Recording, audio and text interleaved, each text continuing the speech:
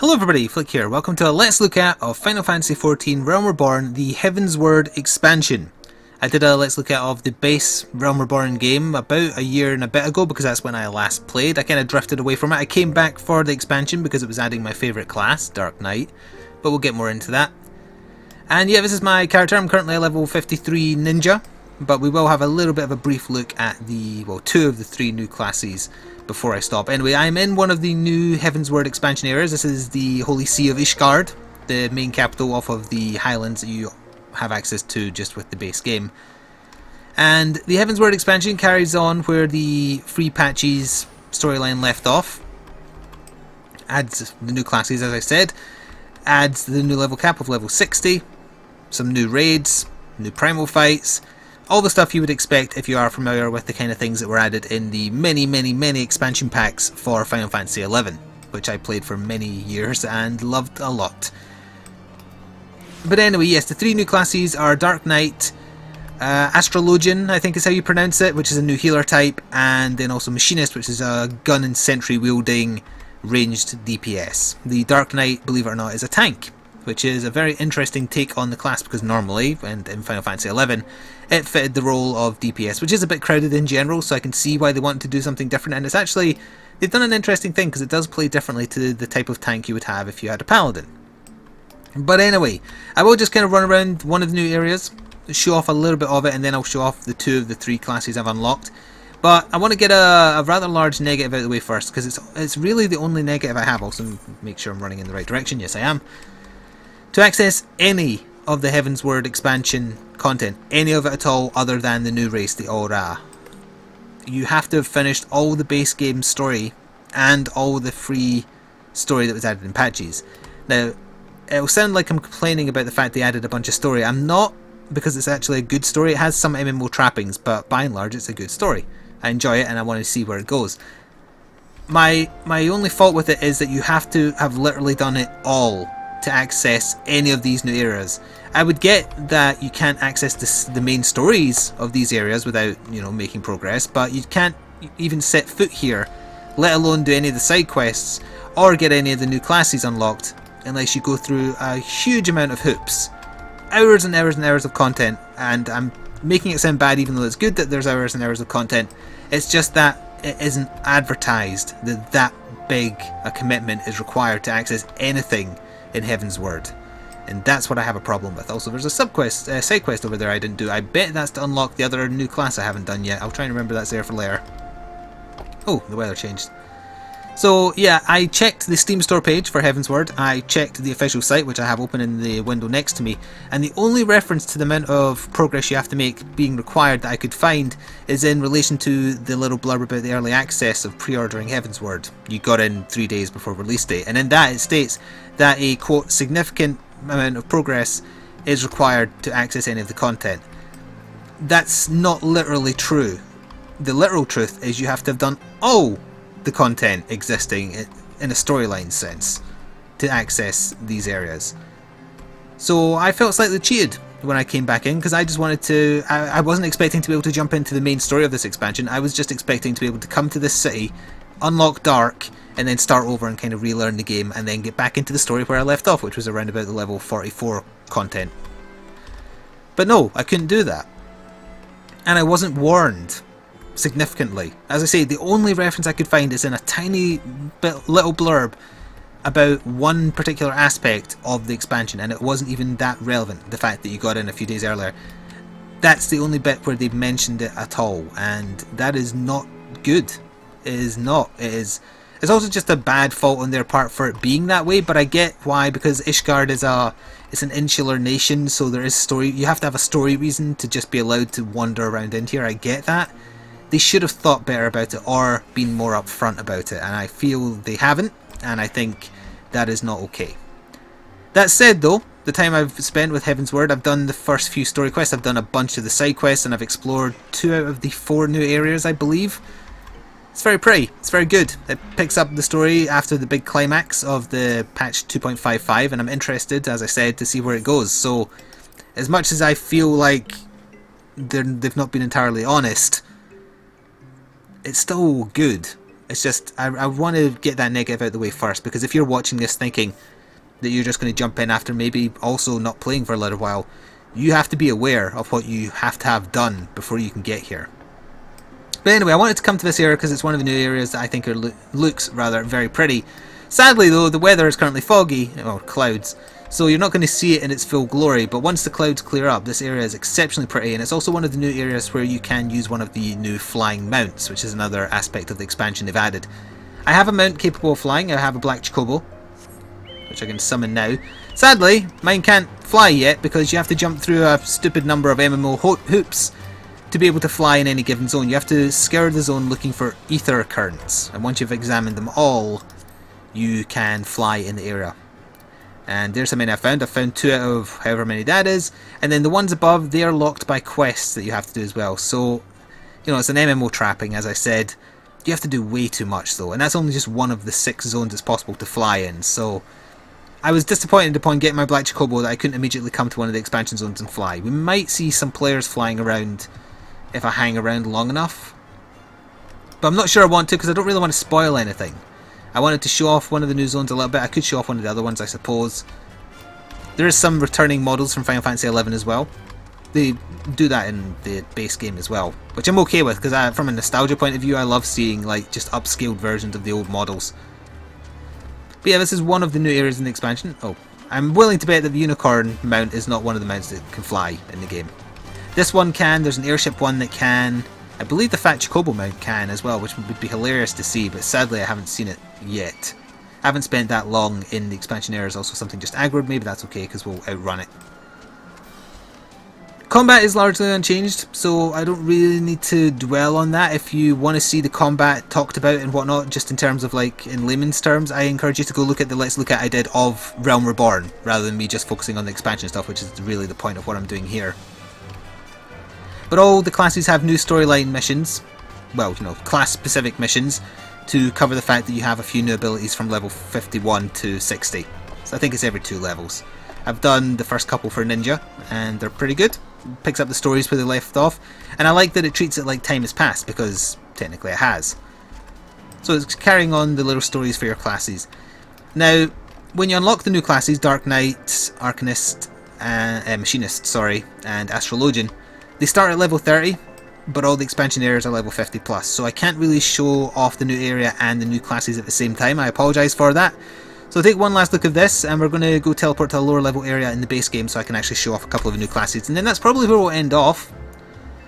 I don't have that much to say other than I did have one major complaint, which I have addressed.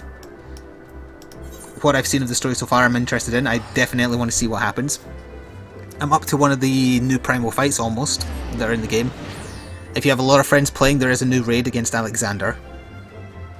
You have the level cap raise as well. What else am I forgetting? I feel like I'm forgetting something else they added in this expansion that's important, and I am totally blanking on it. Let's see, the new race, the new classes, the new areas, the new raid, the new story missions, the new side quests. There's a new type of leave, I think it's called Temple Leaves, which have their own unique rewards, but they essentially act the same other than being bigger scale and costing 10 leave points to activate.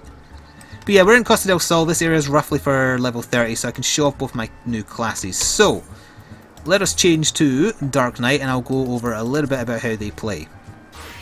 As I say, they are tanks in this game, which is a little weird, and they are all about MP management, which is different to the Paladin, which is all about using a bunch of abilities that all buff up your defense.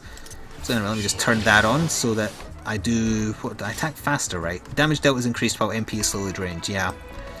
And I guess we'll just smack stuff a little bit, and then I'll show off Machinist. I haven't really spent a lot of time with Machinist, so don't expect any in-depth analysis. What I have played of Dark Knight so far, it is so different to Final Fantasy XI, which is obviously what I was used to. Dark was my main class in that.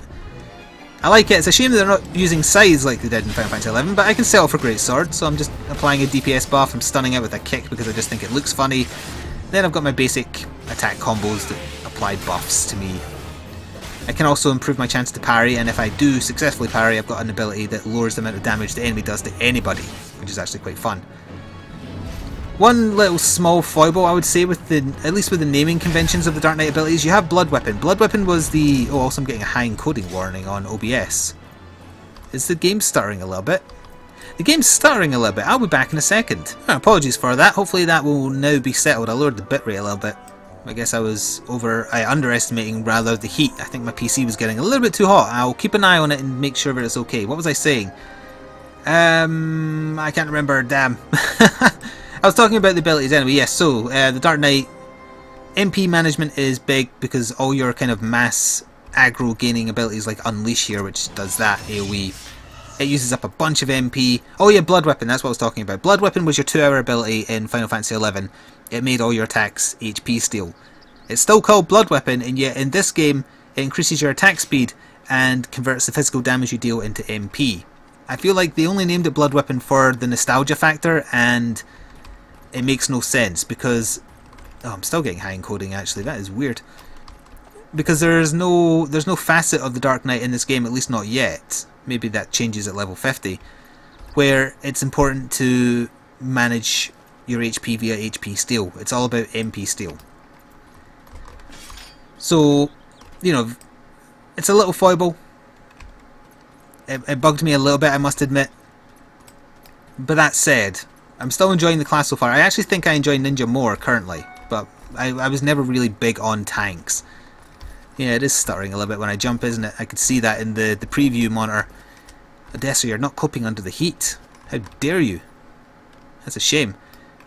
Well, anyway, yes, so that was how Dark performs. Let's have a very quick look at the Machinist next. So here we are as the Machinist. They do eventually get a bunch of turrets of varying types to use. One is an aggressive one, there's a buff one, there's a healing one. I think there's a debuff one as well, but I'm not sure. Anyway, when you start at level 30, I think I mentioned that all the new classes start at level 30, you're mainly given just a bunch of basic combos, a knockback ability, an AoE kind of spread that looks... Oh, I can't do it without a target. I'll show you in battle. And you also get a bunch of aiming abilities. Foot graze, which binds the target. Leg graze, which makes them move slower. And then when they're almost dead, you can shoot them in the heart, which is quite fun. Also, that is a tiny unicorn running past me in the background there. They also have additional bonuses which buff up their ammunition. Quick reload gives you your... well, hang on, I can show you.